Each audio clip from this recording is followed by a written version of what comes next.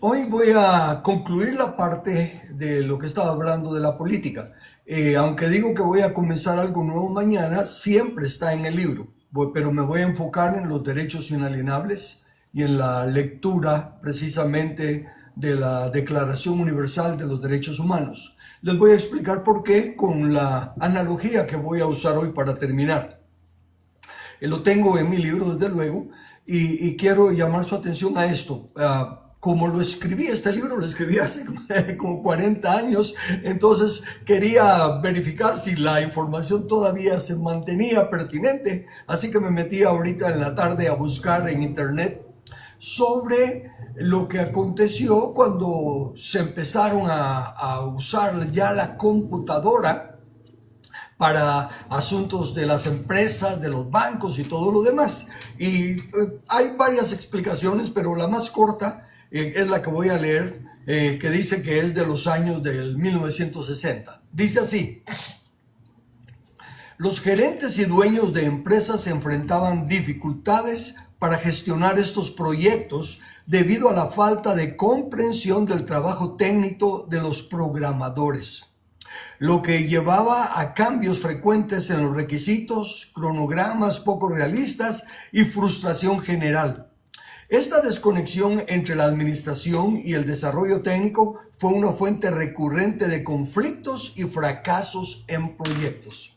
Básicamente lo que la historia refleja fue que obviamente los que sabían manejar las computadoras, y recuerden que cuando comenzaron eran unos monstruos en las tarjetas de IBM, aquellas, yo era niño y que todavía jugábamos y hacíamos cinchos y otras cosas con las tarjetas de IBM que encontrábamos tiradas en el basurero y todo lo demás. Pero el punto es este: los programadores eran los únicos que sabían cómo manejar las cosas. Fíjense, uno hoy en día, con todo esto que hay en las computadoras, que aunque ya hay mucho más que se puede usar, ya bastantes aprenden, pero cada vez se va innovando y van apareciendo cosas nuevas, como por ejemplo la inteligencia artificial y cosas de esa índole. Pero cuando comenzó la computación y entonces las empresas quisieron también ir mantenerse al paso y empezar a usar computadoras, tenían que depender de los programadores. Se sentaban en sus mesas de reunión y bueno, ¿qué queremos hacer? ¿Cuál va a ser la visión de la empresa para los siguientes 2 meses, 6 meses o lo que sea? Y empezaban a hacer sus planes. Los programadores les decíamos, bueno, ¿qué es lo que usted quiere lograr? Y todo para que hagamos el programa, y al fin hacían el programa y empezaban a ponerlo en práctica. Y desde luego era difícil, muy difícil en aquel entonces, porque los empresarios, los dueños, los jefes estaban acostumbrados al sistema tradicional de administrar una empresa, y de repente pues venían los programas y ellos querían salir con una actividad especial, ¿verdad? Como hacen ahora las superventas del sábado y esto y lo otro. Y les decían los programadores, no se puede, el programa que tenemos lo tenemos, ¿verdad?, estandarizado para que las cosas se mantengan sin estarle quitando y metiendo al mismo tiempo. Se tiene que programar con tiempo.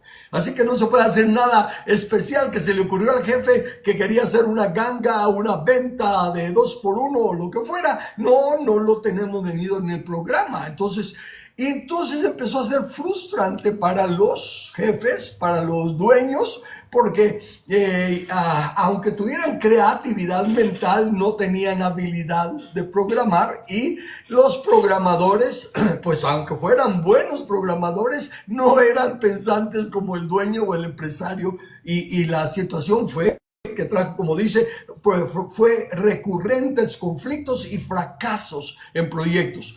Y por el otro lado, con el correr del tiempo ya empezaron a haber más programadores y todos, pero ahí también entra la tristeza de la maldad humana, ¿verdad? Cuando los programadores, aprovechándose de que eran los únicos que controlaban el asunto, o pedían más salarios más altos, o hasta podían ser sobornados para que una compañía competidora con esta le dijera, mira, no les mostrés todo el plan y a mí mostrame lo otro. Y entonces de esa manera, el punto que quiero llamarle la atención es que fue una etapa en la que los dueños que son los más interesados en sacar adelante su negocio, y los gerentes y los que estaban a cargo se sentían que no podían fluir porque los programadores les decían, no, el programa no lo acepta.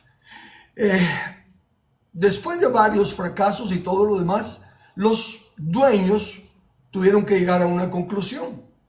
Tenemos que aprender de computación. Y los que no estuvieron dispuestos o tiempo o por lo que fuera a aprender de computación dijeron, tenemos que poner a gente nuestra a que estudie sobre computación. Vamos a necesitar tener nuestros propios técnicos, nuestros propios programadores, para que entonces sí sepamos que lo que nos están diciendo es verdad y qué tanto se puede hacer con el programa y qué tanto no se puede hacer. Y de esa manera fue hasta que los dueños y los empresarios, los jefes, los que eran los interesados, tuvieron la oportunidad de ir saliendo adelante con sus negocios. Porque al principio, imagínense, decirle al programador, mire, óigame, ¿cómo que no se puede hacer esto? Yo lo estoy pagando a usted es mi empleado, yo soy el que paga el dinero, yo soy el que estoy comprando el producto y todo lo más. Que sí, sí, pero el programa no lo permite. ¿Verdad? No hay un capítulo, una página para usar esas cosas. Y entonces era frustrante y, como digo, fue hasta que o estudiaron o pagaron a otros para que fueran siendo ya a los programadores. Es una pequeña analogía que hago en mi libro para decir que lo mismo nos pasa a la mayoría de los países, especialmente los países latinos y todo lo demás, que el Congreso y el gobierno, las personas en el gobierno, los jueces y tantas otras cosas, pero especialmente me enfoco en el Congreso porque ahí es donde se hacen las leyes. Y prácticamente en la analogía, la empresa es la nación, los jefes o los dueños o los jefes somos el pueblo y los programadores son el gobierno civil. Y pasan leyes. Miren, fíjense, estamos ahorita, como le digo, diciendo, oigan, un momento, nosotros somos los que pagamos su salario, nosotros somos los que decidimos hasta dónde les damos autoridad, nosotros queremos que no se metan con esa basura que le quieren enseñar a nuestros hijos y nosotros mandamos. Y vienen y nos sacan una ley. Ah, sí, pero que está el convenio de Viena. Ah, sí, pero que está el convenio de las Naciones Unidas. Así que, y el programa no lo permite. ¿Verdad? Y salen y se excusan en tecnicalidades. Eso es algo que yo detesto. Cuando una persona, especialmente que ha sido casi que hallada con las manos en la masa, pero si por alguna tecnicalidad en el apresarlo no se llenó, hasta por esa tecnicalidad entonces pierden el juicio. ¿Por qué? Porque el programa dice esto y esto. Y lo mismo nos está pasando. Miren, sabemos que estamos viviendo bajo un régimen de fraude.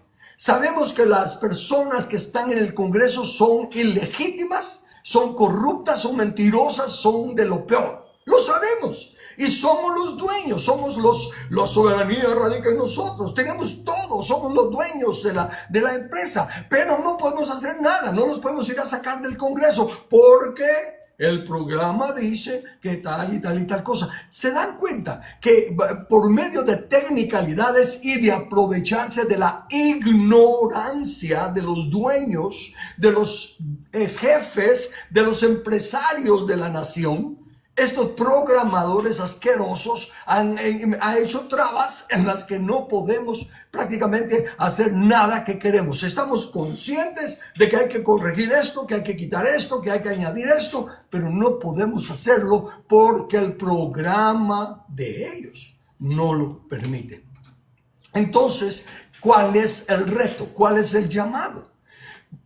Como ya se han dado cuenta, todo lo que he enseñado, desde luego, son varias páginas en el libro. No he ido paso a paso con todo lo que tengo en el libro, pero en el libro le resumo lo que enseño en el libro. En primer lugar, enseño, primero que nada, que hay un creador y que son las leyes del creador las que tenemos que seguir todos. El programa del creador es el único que nos puede sacar adelante y es el que la gran mayoría no conoce. Si conociéramos el programa del Creador, no permitiríamos todas esas mentiras y todos esos engaños que vinieran a hacer los que nos estén gobernando. Bueno, entonces, aparte de eso, entonces hay tres instituciones. La familia, que es la base de todo, de la sociedad y todo lo demás. La iglesia, la familia es el preventivo. Porque si se instruye al niño en su camino, aun cuando fuere viejo, no se apartará de él. La iglesia es el restaurador, el programa de restauración. Dios nos ha llamado al ministerio de restauración.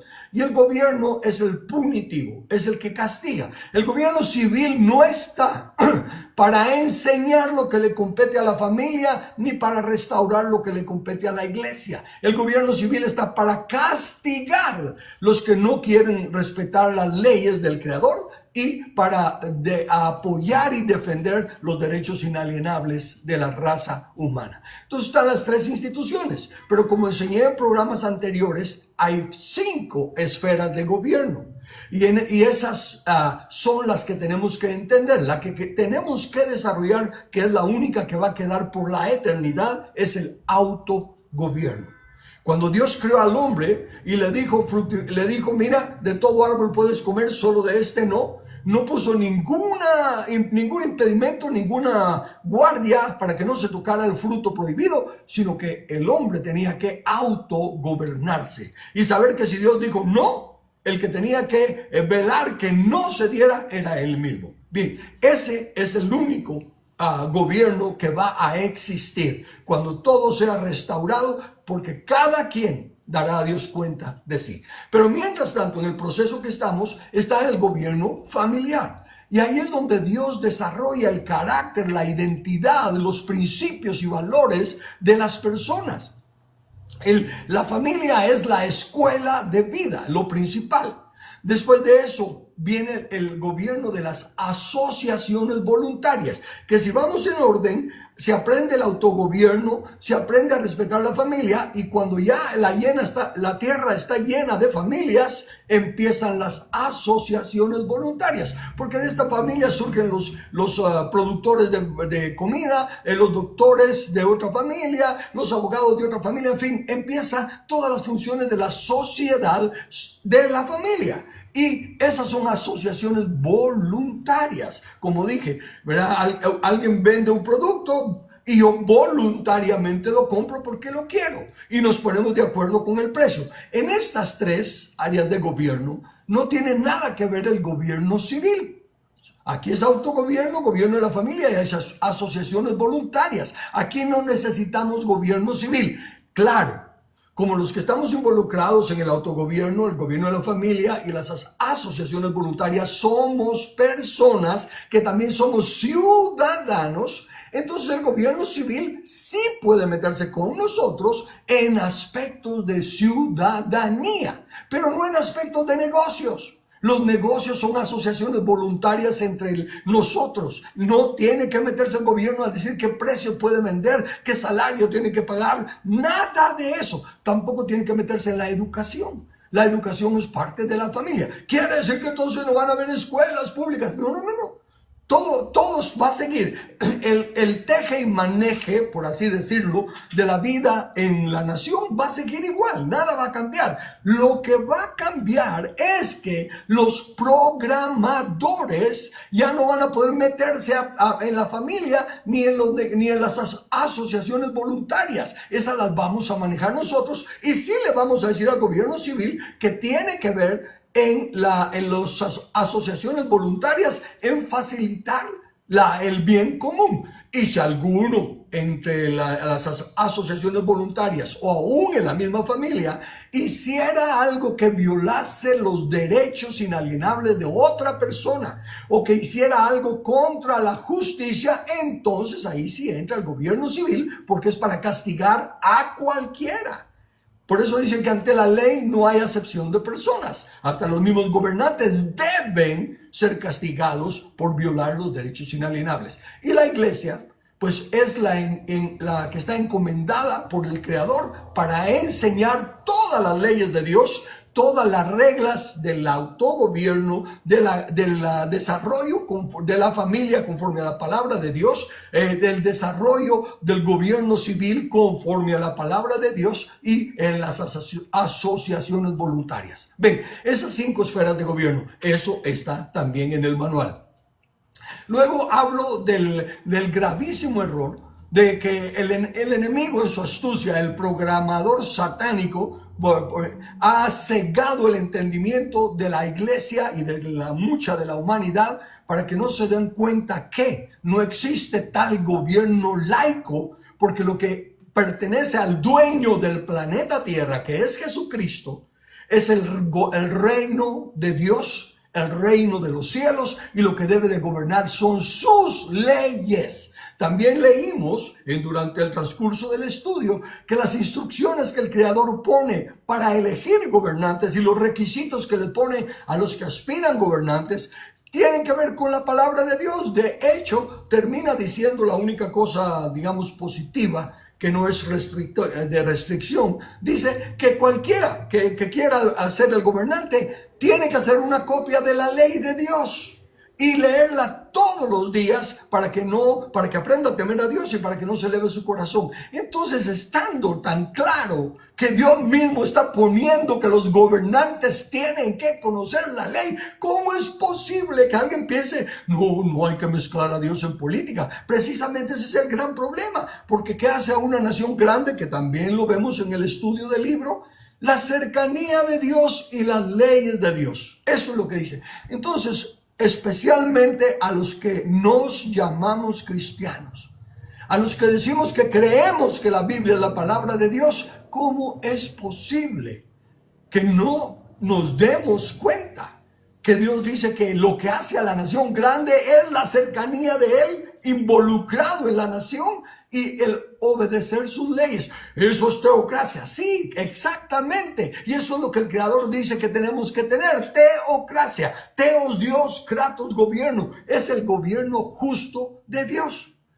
Pero los programadores se aprovechan de la ignorancia por dejadez de la iglesia, porque el manual lo tenemos al alcance, impreso en computadoras, en audio, en todo, está a nuestro alcance, pero se desecha, no se estudia y prefieren confiar siempre que alguien les diga qué hacer. Y de esa manera también tienen la excusa de decir, es que ellos me dijeron mal, me aconsejaron mal, o esto y lo otro. No aceptan responsabilidad personal. Entonces, tenemos que, en primer lugar, reconocer que como los administradores que Dios nos ha hecho, como que Él nos ha dado la autoridad y la responsabilidad de administrar la tierra, Él va a pedir cuentas de eso. Entonces necesitamos arrepentirnos de nuestra negligencia, empezar a conocer lo que verdaderamente es la ley de Dios y empezar a caminar en ella. Y de esa manera cambiar nosotros las reglas del juego. Ya los programadores ya no van a ser los gobernantes. Ellos ya solo se van a convertir en ¿qué? En los que están simplemente dándole las teclas y todo, pero no decidiendo qué escribir. Los que vamos a decidir cuáles reglas, cuáles programas y cuáles cosas queremos lograr somos nosotros. Ya no va a ser de oír las propuestas de los candidatos, sino que nosotros demandar de los candidatos lo que queremos. Y los que no quieran concedernos lo que queremos, como ya conocemos las reglas del juego, entonces les decimos no, gracias. Y sí, pero es que la ley, nos van a decir, la ley quiere decir que tiene que haber un partido político y todo lo demás. Todo eso lo podemos solucionar. De hecho, es re fácil hacer un partido político. La iglesia en sí ya es un partido político, por así decirlo. Ya tenemos a nuestro candidato, que es el Rey Jesús, y Él designa por medio de los principios aquí en el manual del Creador, las instrucciones bíblicas, para escoger los que Él aprueba, los que Él quiere. Entonces, Él va a decirnos los que llenen estos requisitos deben y pueden ser los gobernantes de Guatemala. Ok, pero tiene que darse ese paso de que nos demos cuenta que nosotros tenemos que ser los que hagamos el cambio. No podemos ganar una batalla en el campo del enemigo bajo las reglas del enemigo. Podemos ser el mejor equipo de fútbol y bailarnos a los contrincantes y meter gol, pero el enemigo pita no offside o no mano o no. Y como los fallos del árbitro son inapelables, nos saca tarjetas rojas y alegamos. En fin, lo que les estoy tratando de decir es, si hacemos un partido político, aunque lo hagamos de solo miembros de las iglesias cristianas y personas que sí creen en Dios y todo, pero que no conocen las instrucciones bíblicas para elegir gobernantes y para aspirar a los puestos de gobierno, ni tampoco conocen las leyes de Dios, los derechos inalienables y estas cosas que son importantes, van a llegar y se van a encontrar que las reglas adentro del Congreso están hechas de tal manera que siempre ganan los programadores satánicos. Y no podemos cambiar esas reglas, porque para cambiarlas tenemos que estar adentro y ser de los que vamos a proponerle al patrón, al pueblo, a los dueños, los administradores de la propiedad de Dios, cuáles son las reglas que el administrador, que Dios, el dueño, requiere de su nación. Por eso es que hay varios cristianos, varias personas que son pro familia, que son pro vida y todo, pero que al llegar al Congreso, como han cometido el gravísimo error de pensar que Dios no se mete en política, entonces tienen que jugar por las leyes del programa satánico que se tiene en el gobierno civil. Porque aunque tengan nombres bonitos y todo, ya se dan cuenta que son una basura, que quieren meternos esa basura de contaminación y de corrupción y de llamar derechos a lo que no son derechos. Y por no conocer la diferencia entre derechos y preferencias y deseos, es que estamos como estamos. Así que no es solo de que sean personas sinceras, honestas, que quieren cambiar la nación, que quieren salvar Guatemala, que tienen todos los mejores deseos, pero si no tienen el entendimiento de la ley de Dios, y si no tienen los principios inamovibles de la ley de Dios, no van a poder hacer nada. Y el pueblo, si no les requerimos eso a nuestros gobernantes, mire, leímos ya en las lecciones anteriores, les suplico a los que no han oído toda la enseñanza, que todas las lecciones están aquí en esta página, y están en YouTube también en la página de Velagon, y están en el Spotify, que solo es audio. La cosa es que están todas las anteriores. Óiganlas, ahí fui dando paso a paso cómo debemos de entender que sí es la voluntad de Dios, que nosotros entendamos la política del reino, la ley del reino, y la apliquemos en nuestras naciones, porque son de Dios y nosotros somos sus administradores. Si no, vamos a seguir con el problema que tenían los dueños, los jefes y los empresarios, que miraban que las cosas estaban mal. Ellos sabían, no, hombre, tenemos que cambiar tenemos que cambiar esta situación para que podamos sacar adelante el proyecto, y tenemos que mejor que venderlo ahorita antes de que se venza o lo que sea. Ellos sabían lo que se tenía que hacer como negociantes y comerciantes que eran, pero no, el programa no lo permite, y eso es lo que nos hacen. Todos los reclamos. ¿Por cómo va a ser posible que los jefes estemos reclamándole a los empleados y los empleados digan, no se puede, jefe, porque el programa dice que no? Y nos tienen esclavizados por nuestra ignorancia. Entonces, en la conclusión de hasta aquí, de este programa, no termino. Mañana voy a comenzar con los derechos inalienables. Pero la conclusión aquí es que paremos con la lección más importante que les voy a dar ahorita. No podemos pedirle a Dios que Él haga lo que Él nos está diciendo a nosotros que hagamos. Así de sencillo. Si Él nos dice, vayan a tal y tal lado, Y nosotros le decimos, Señor, por favor, llévanos a tal y tal lado. Señor, ayúdanos a llegar a tal y tal lado. Oigan, no, Él ya nos ordenó que vayamos. Pero es que no tenemos cómo, no podemos cómo, no sabemos cómo. Lo primero que tenemos que hacer es, Él ya nos ordenó que vayamos, empecemos a caminar hacia la dirección que Él nos dijo que vayamos. Y cuando empecemos a caminar, Él nos va a dar la siguiente luz. No nos va a estar diciendo lo que tenemos que hacer mientras no hagamos lo que ya nos dijo que hagamos. Y saben, esto es el punto final de hoy. Dios nos ha dicho que Cristo Jesús no regresa a la tierra sin que antes cumplamos nosotros una condición. En la Biblia no hay señales de la segunda venida de Cristo.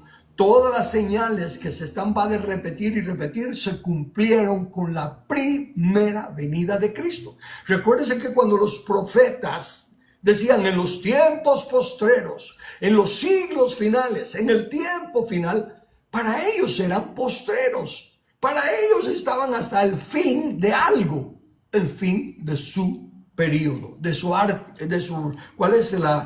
siglo, el aión, la etapa. Entonces para ellos eran tiempos postreros, pasaron cientos de años desde que ellos dijeron algo hasta que vino Cristo. Y cuando vino Cristo, los apóstoles del tiempo de Cristo dijeron, esto de ahorita es lo que dijo el profeta Joel.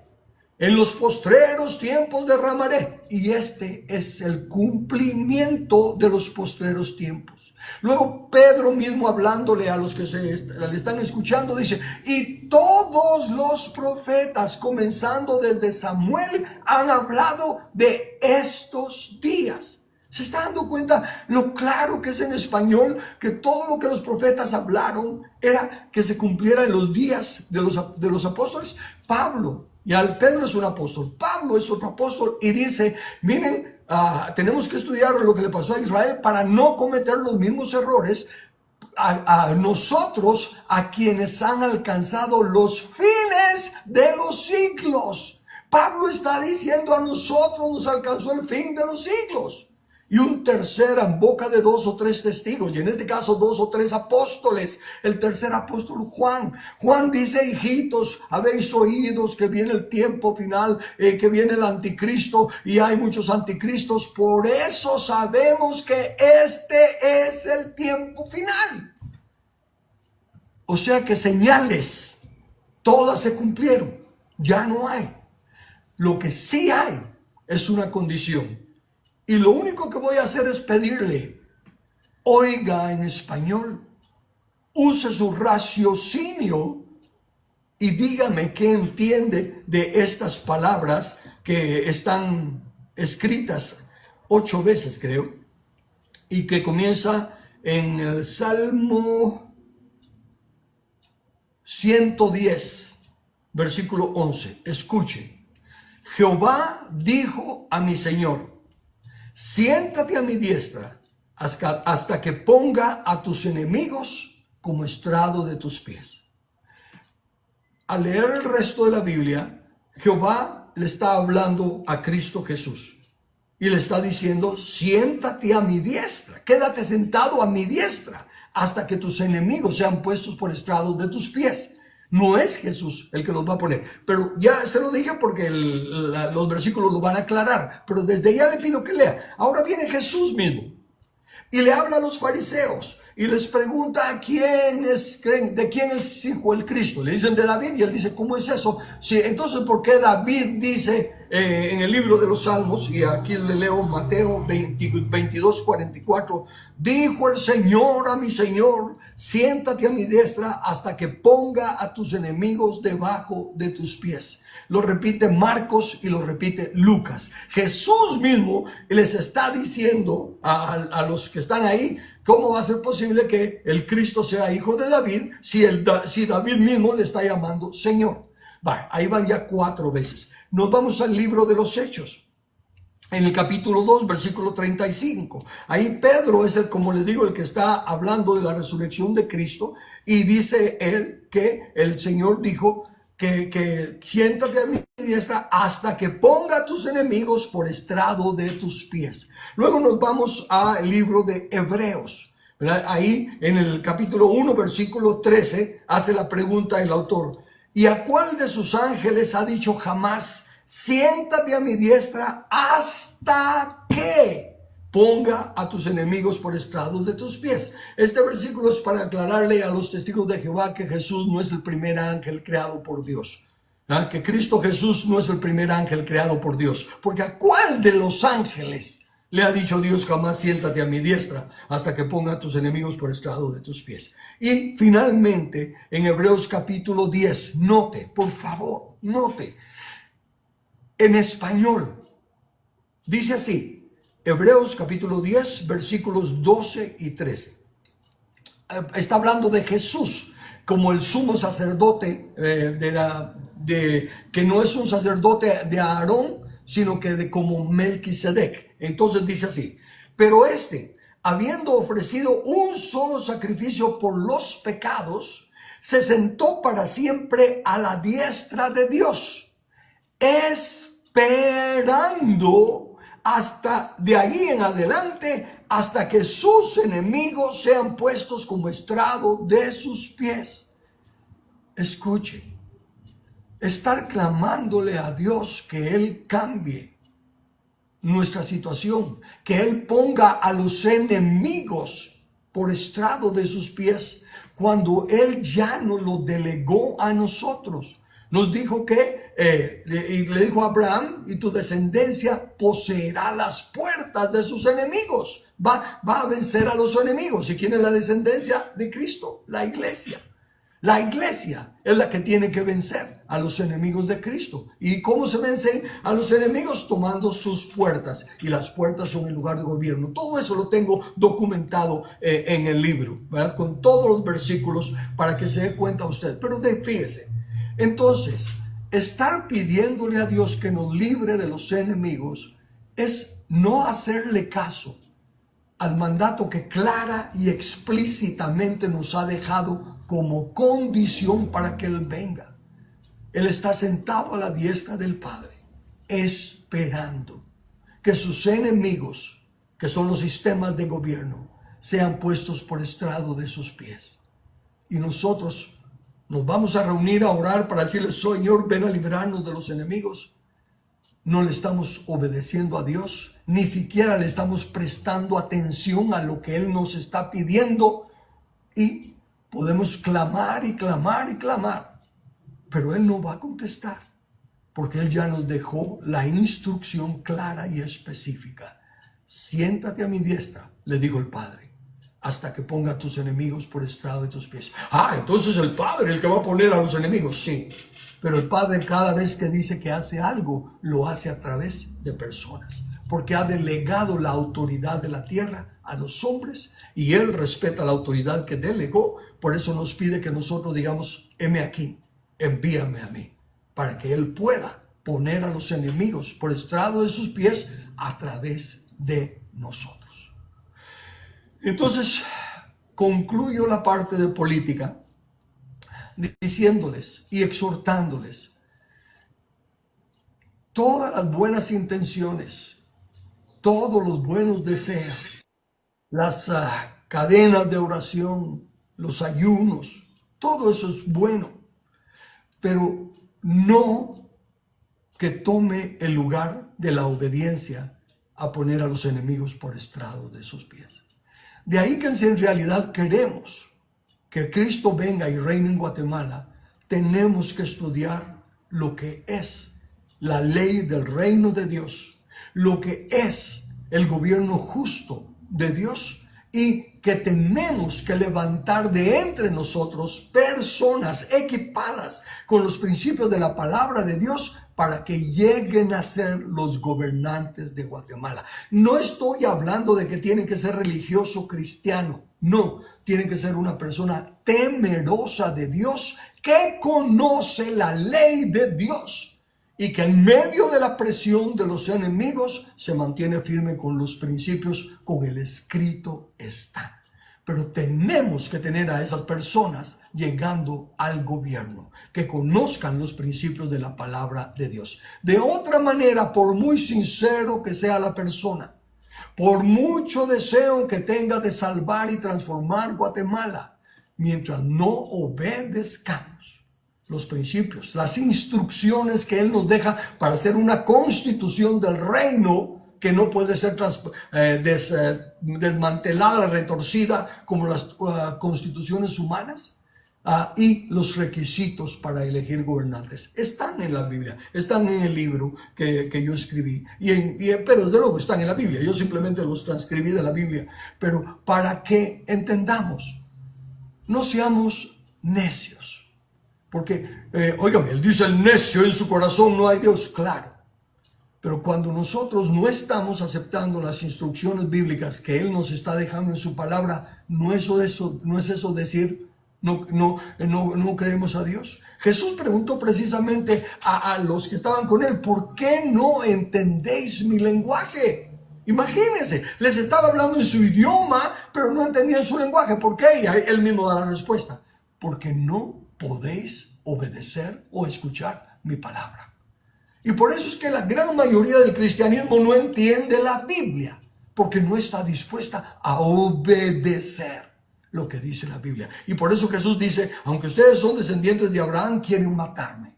Y aunque ustedes son nacidos de nuevo y hablan en lenguas y bautizados en el Espíritu Santo y hacen señales y prodigios y todo lo demás, quieren matarme porque mi palabra no haya cabida en vosotros. ¿Ven? Pero eso no es matar a Cristo. Claro que sí, porque Cristo, para vivir, quiere usar nuestros cuerpos, nos quiere usar a nosotros. Y si su palabra no haya cabida en nosotros, es como que Él estuviera muerto, o porque su cuerpo está muerto. El cuerpo que Él quiere usar está muerto. No hace lo que dice Dios. Es tan clara la palabra, es tan sencilla la palabra, pero nuestras tradiciones han cegado el entendimiento, y el enemigo ha cegado el entendimiento de los desobedientes a la palabra. Concluimos entonces acá, y mañana empezaremos el estudio de la Declaración Universal de los Derechos Humanos, para que ustedes se den cuenta lo que son los derechos inalienables que Dios nos ha dado, y que lo vamos a llamar el trigo, y lo que son los derechos falsos que el mundo y el diablo han metido, que vamos a llamarles la cizaña. Muy bien, ¿preguntas?